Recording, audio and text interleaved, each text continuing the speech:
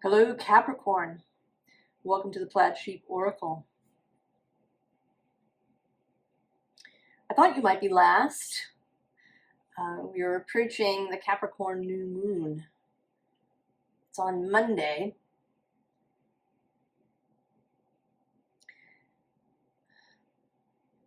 I do intend my readings to be timeless, but they are, of course, influenced by the time in which I record them. And we are approaching this Capricorn new moon. And it's the second new moon in the calendar month of December. We have the Sagittarius new moon on December 1st, and now the Capricorn new moon on December 30th.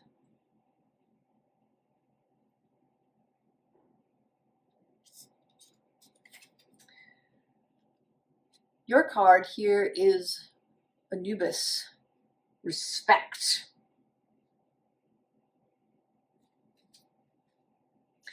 And I think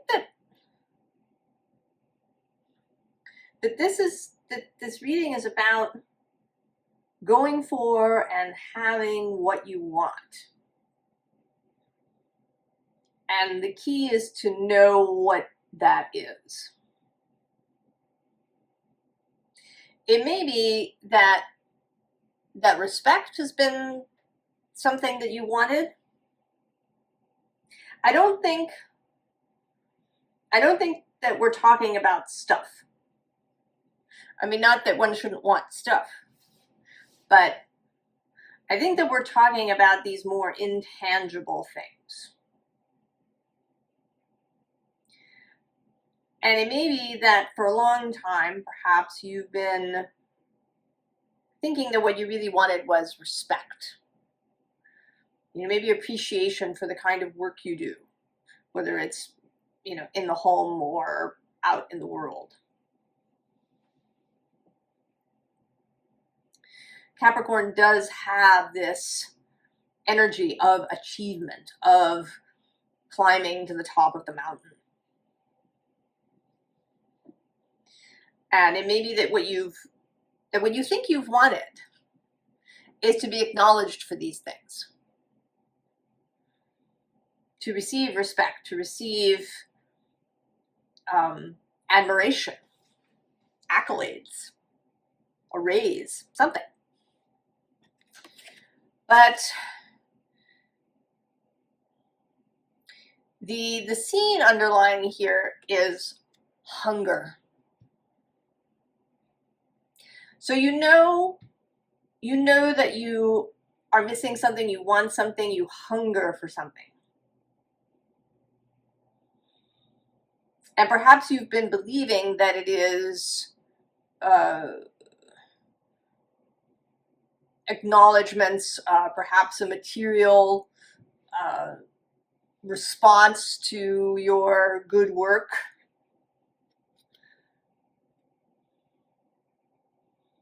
A prize, a raise, an award, a promotion.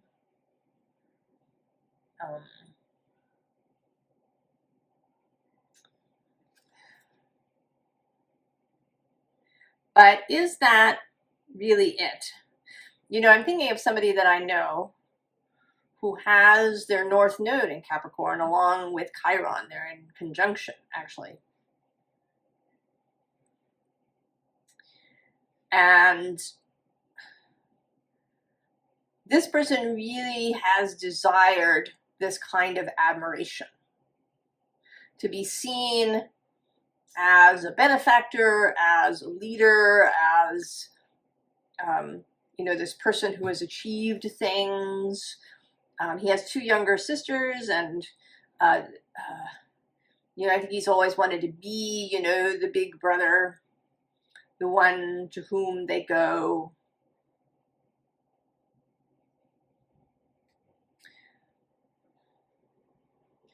But I think that isn't perhaps what's the real hunger.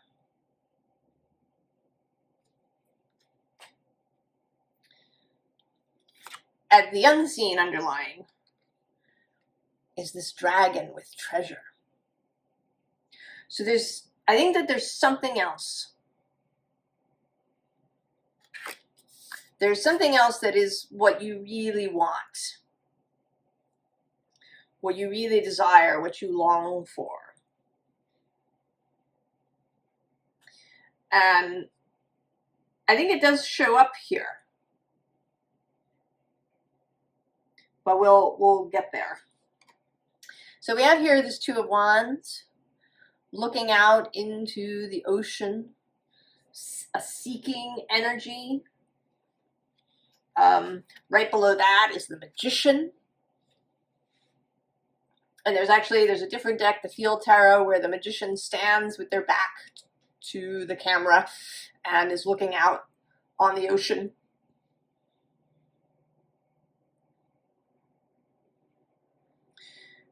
You know that you are capable. You may even be really very good at bringing material things into your life. Because below that, we actually have this Six of Pentacles, right? The receiving of things. And then the World, right? The All. But at the bottom of the deck is the Ace of Pentacles. And in this particular deck, the ace doesn't appear like a coin. The ace is, something more spiritual, something more intangible. I mean, we are talking about tangible things with the pentacles, but there's lots of, tangible things to do with other people, relationships in the real world with actual physical humans. There's our own bodies and how they are, and our relationship with our body, how we feel about it and in it.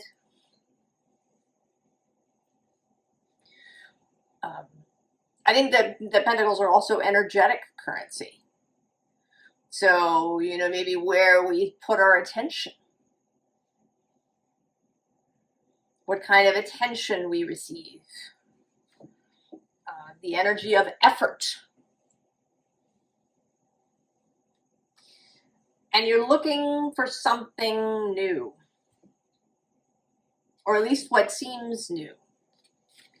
Because I would actually argue that what you're looking for is something much, much older. So then we move to the Three of Pentacles, right? Or I'm sorry, the Three of Wands. We started the Two of Wands. We move to the Three. You've kind of been dreaming up, and now you are setting out on the road.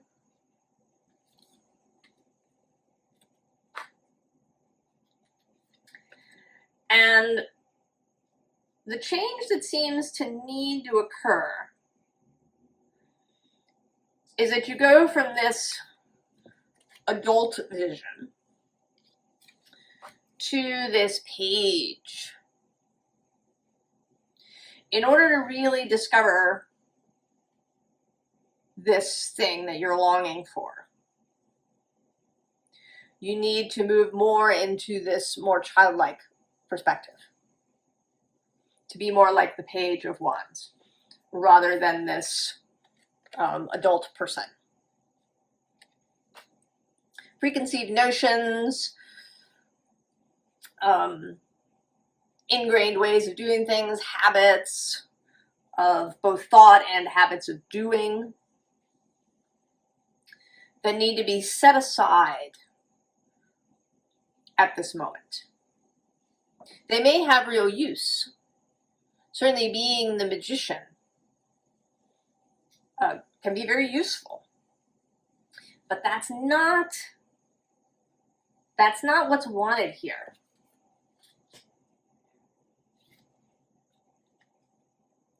And then we have the Sun.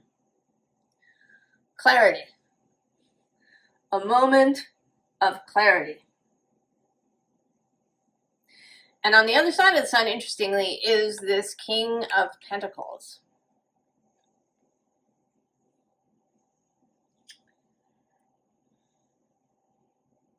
And I think you're seeing this vision for the first time.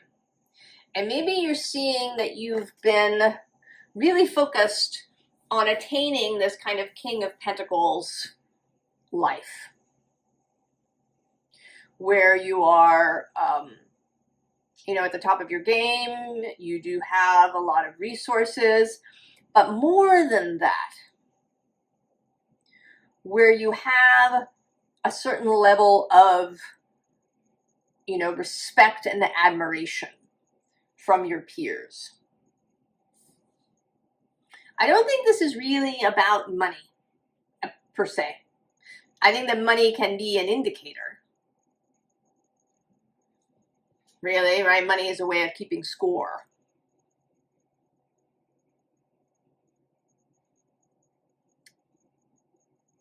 But what has really been sought after is status. That's the word I'm looking for. It just came to me. That there's a certain level of status. And here again, it isn't necessarily about fame. That many people know you. But that within your circle, that you are perceived as someone with a high status, someone who deserves a great deal of admiration and respect. And that this is what you've been working toward. I'm gonna just shut the window. There's a truck outside. Won't make the sound go away, but it'll make it a little better.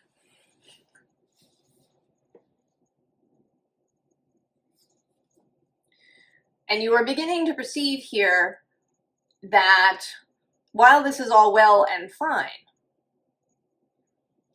that it isn't what you hunger for now.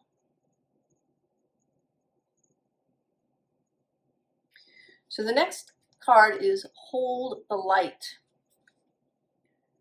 Lemuria, Ancient Memories, Sensitive Gifts, and I Remember. So as I say, I think that what you are seeking now is something that is much older. A need that is much more basically human.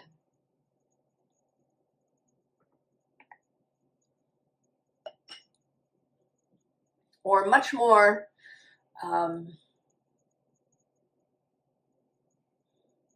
integral. Below this card we have the golden hour.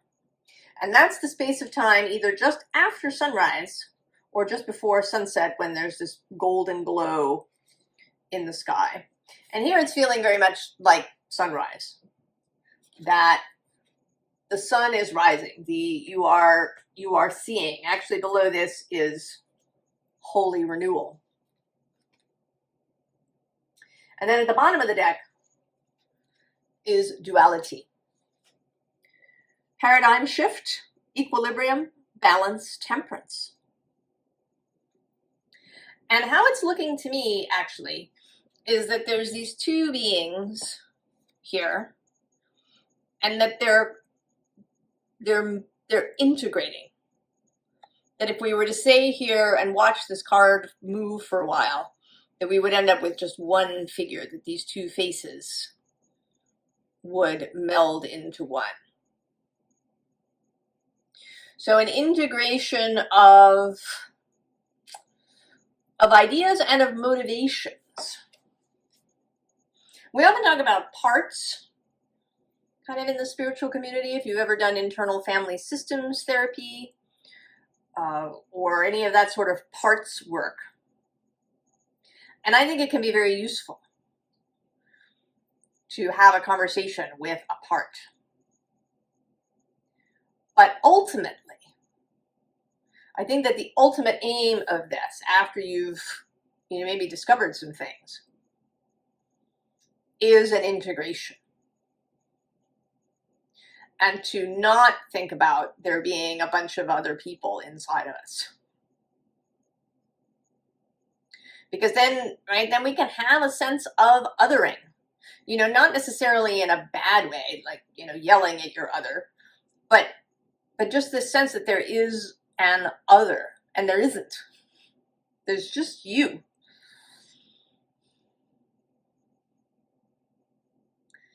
But you have a lot of motivations, and you have a lot of, people contributing. There are outside people. There's what your mother said, and what your sister said, and what your best friend says, and what, that guy in the newspaper said. So there's other voices, but they are not you. There is just you. So coming out the other side, to recognize that you are whole, and that you just have these other motivations within you, that you have different ideas, but that it is possible to bring them together. And so too, with the multiverse. Expand your mind, quantum travel, the big picture.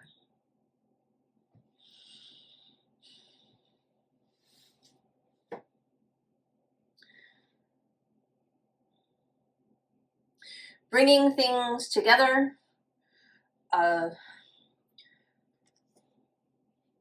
integration of those different motivations, and also getting down kind of, why, there's a level below. Respect is not the bottom. Maybe you want a raise because it denotes respect. So that's a reason for the raise. But why do you want respect? What is that? What underlies that?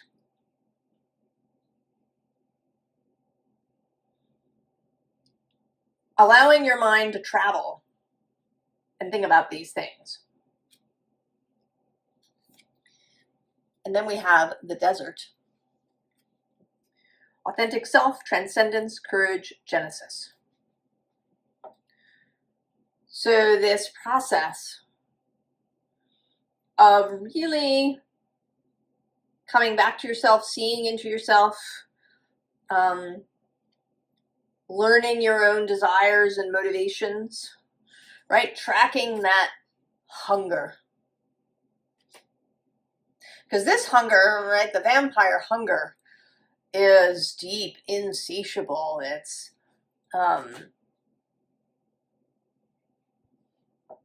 it's kind of wrenching in its intensity. Now this says nostalgic release, and there may be some of that, healing the past, relationships, but mostly I'm sort of feeling this, coming out of the desert. That you've been crossing the desert and you go through this doorway and you end up in this beautiful space.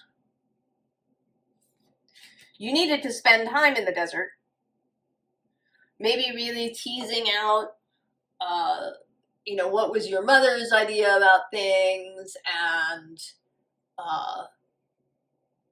what was something you learned in school. And, we can learn things in those very, very early years when we're just soaking things up as a sponge, like a sponge. We can learn things and not even really know that we learned them. They come to feel like, the only way it can be. Sometimes they can feel like instinct, when in fact they're learned behaviors, just because we've had them for so long. I believe that a great many things that we label as human nature are actually learned things. But we've been doing them for so long, millennia, that we think that they're human nature. So it's getting down, right? She's naked in here. Getting down to the naked self.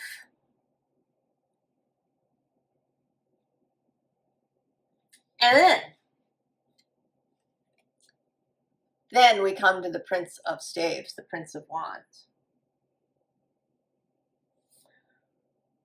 The ability to take action, right? We've gone now through this process from the page to the knight to the prince.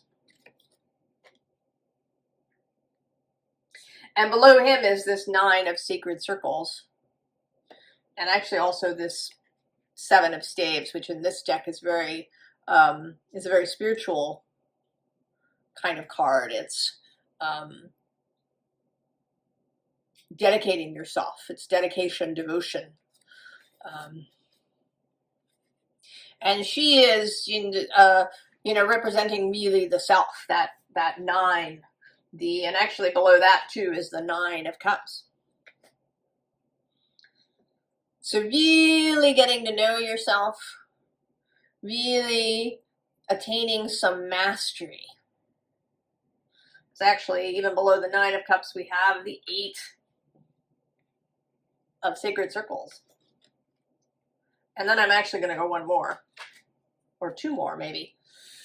The 2 of sacred circles, this, right, also this connection with the other world. And then I'm just going to show him real quick the devil. Oh, and I got to go one more, the star. And the emperor is below that.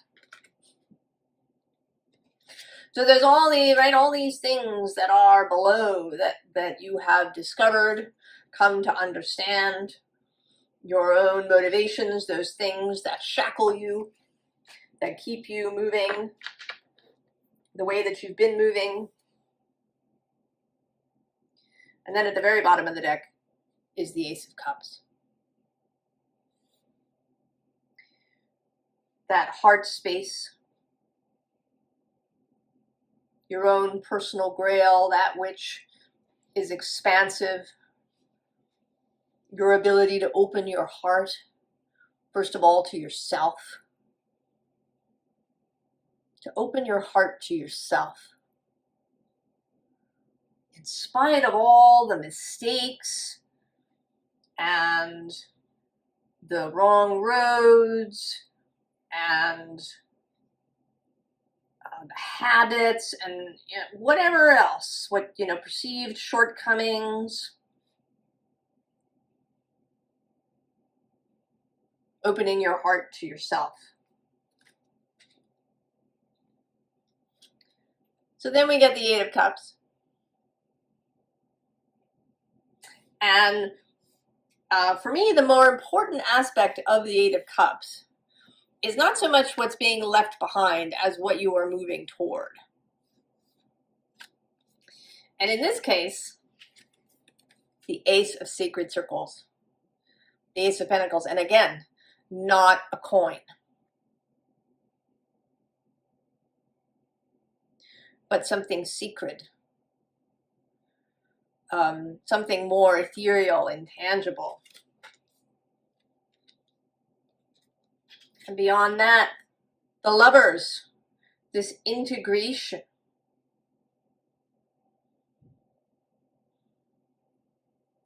Integration of self,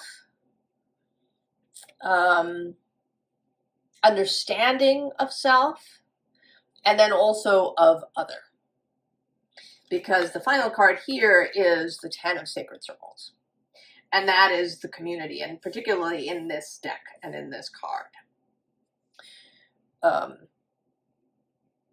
The circle around you, people around you.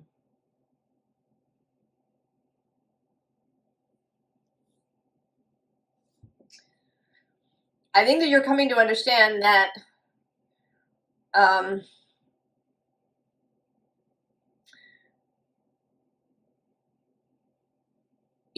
that respect is absolutely a lovely thing.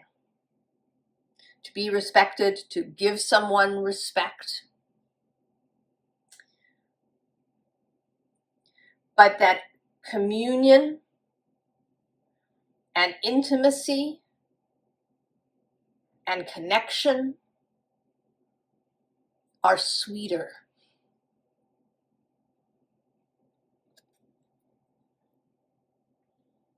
Right? There's something very sweet, very gentle in this image today.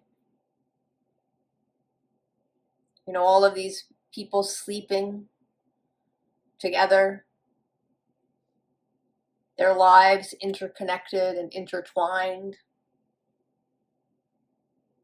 You know, and this can be in your job too. I mean, this feels bigger than just one area of your life. And we are coming to this new moon, your new moon of the year.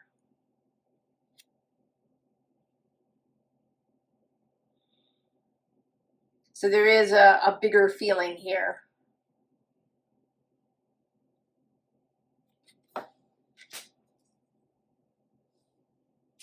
So then we have a little bit of what might be in the way. So we have, first of all, this 10 of Pentacles. You know, where the Pentacles kind of take over the card. So these, that the trappings of the world, you know, maybe it's the title, the promotion, the, you know, the way that your spouse interacts with you, you know, how your children, do they, you know, do you receive the respect you think you're supposed to get from your children, or obedience, perhaps, actually, is really what you're looking for. You know, is there some control issues happening here? Now below you, interestingly, is the devil again. But here, he's sort of appearing as your card. So you, right, you're kind of hidden under all of this stuff.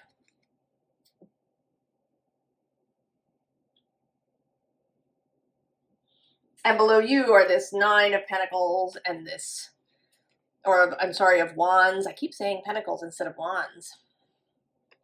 9 of Wands, the 7 of Wands, where you're fighting things. This King of Wands, where maybe you're, you know, needing to be in charge.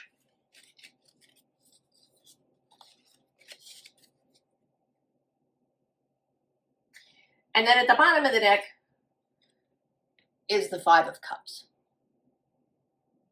Disappointments. Places where maybe you've felt disrespected, abandoned, sidelined. Ways that the world is not conforming to what you want.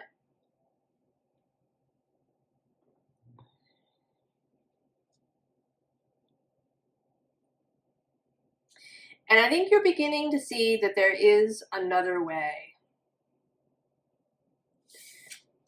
Because we have this 2 of Swords. You can see that there is a choice of how you move from here. And again, I want to stress that this is not about giving up stuff or, you know, quitting your job, you know, and becoming a monk or anything of that nature. Right? It's really not about the stuff. There's something, it's what's underlying the stuff. It is what motivates you. What is it that motivates you to act? And discovering that. What is it you're really looking for? Right? Is it, in fact, this sweetness? So then we have the 9 of Swords, that space of anxiety, of cognitive dissonance, of nightmares, the space, the hour of the wolf in the middle of the night when all of our troubles seem multiplied and enormous.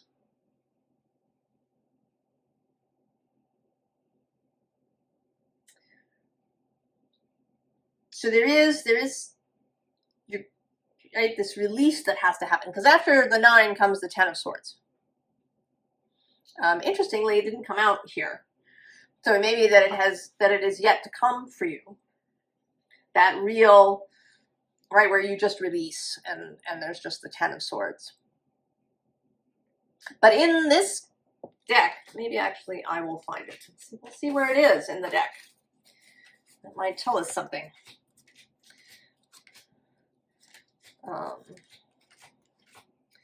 That we need to know. Let's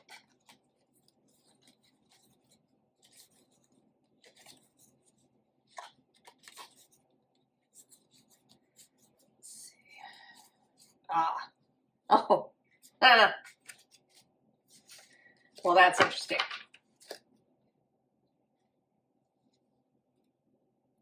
So here is the Ten of Swords, which, interesting, right, has this sunrise, this golden hour that's happening over here. And you are looking that way. I mean, you've got all these swords in your back, but you're looking that way. And on either side of you, the High Priestess and Temperance. So this process is seen. Your non-physical friends, allies, guides, they are with you. Your ability to receive knowing, your ability to receive healing, to be able to discern a new direction, to ease, to create ease, right? A moderation is also ease. Perhaps to see how all of the troubles have led here and, are now creating the new future for you, a kind of alchemical process. And a very interesting thing, now that I see this, when I was shuffling this deck, 2 cards popped out. And I don't always take them, but I decided I wanted the top one, and I put it here, but I didn't want the bottom one underneath.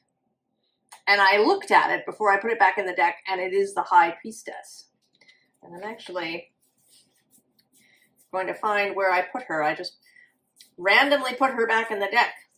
But now I'm wondering, oh, yeah. So, between the Moon and the Ten of Wands, another energy of finality, of setting things down. And then this Moon of both emotional knowing and understanding, as well as accepting uncertainty.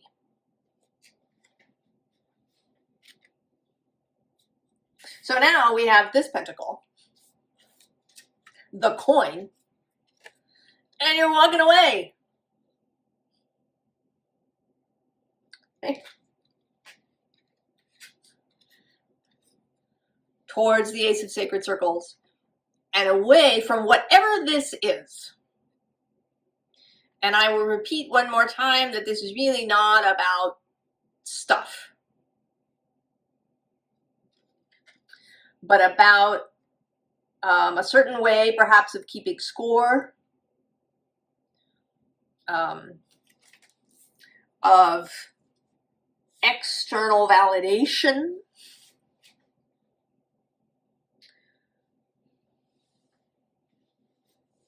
I mean, maybe that's the crux, that you've been needing external validation, and that it often comes in the form of money or prizes or medals or a new title or something. And you're walking away from that. And I think towards this. And whatever this means to you, and it isn't, again, I think this is also not, about, not working so much and being at home more. That may be part of what happens. But this applies at work too.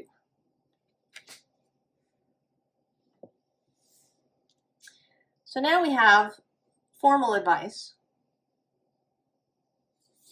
And it's interesting.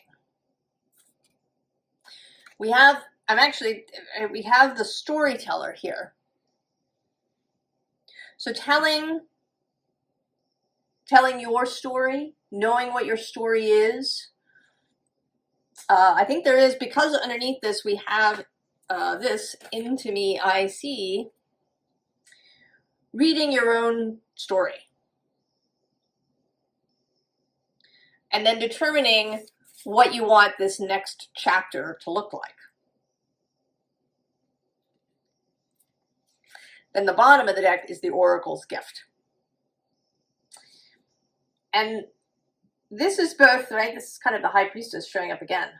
So it is both the ability to see into yourself, to see into your own motivations, to see into your current energy. How are you vibrating? What are you attracting into your life at the moment? And to see that clearly. To see a little bit into the future, you know, where is your energy taking you right now? If you don't make any changes, where are you likely to go? And then also in conjunction with the storyteller, to tell the future as you would like it to be.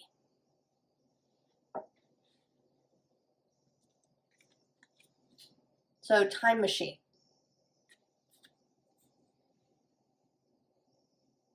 And this feels both like the time is now, as well as perhaps looking back in time. This,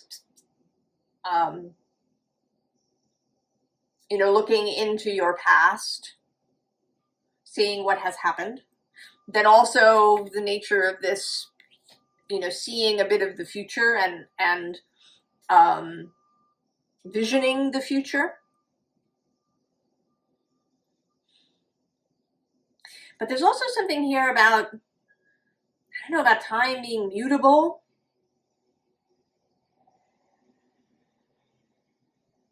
A kind of a new relationship with time.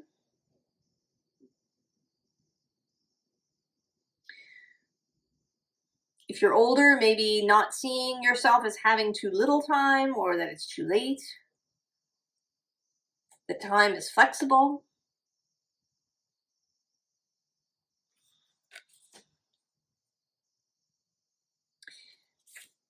And then there's opening to discovery. So that's simply the willingness to, right, to do the process. The willingness to really have a look at your own motivations, to determine what it is that you really want, and to go for that. To change direction, right? To find what is the real treasure. To know what your hunger is really for. Because I don't think we have this kind of hunger for, you know, a promotion or a title necessarily. There's something, right? There's something under that.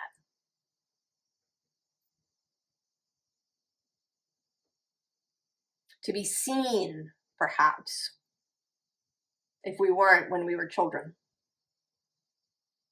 To be seen, to be known, really as we are. To be loved, to be held, for somebody to pay attention. Whatever it is for you. I don't want to talk too much about it because I think it's going to be sort of individual for everybody. But it's a beautiful possibility.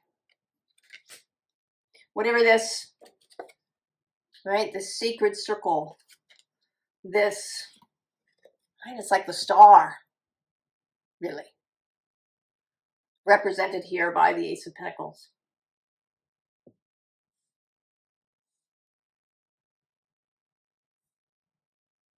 I wish you the very, very best, Capricorn. And I wish that you have a beautiful new moon and a very happy new year. And I will see you next time. So long, Capricorn.